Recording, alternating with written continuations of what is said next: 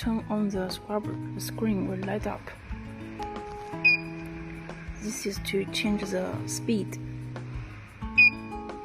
The rabbit is the faster speed, and the turtle is the slow speed. This is the direction forward. When you press the auto, the suction motor and brush motor will start working.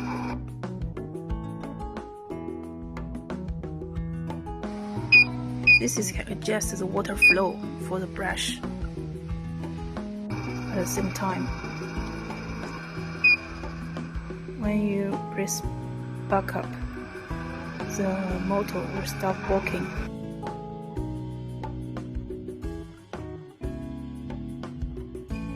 You can also control the suction motor and brush motor by these two buttons separately.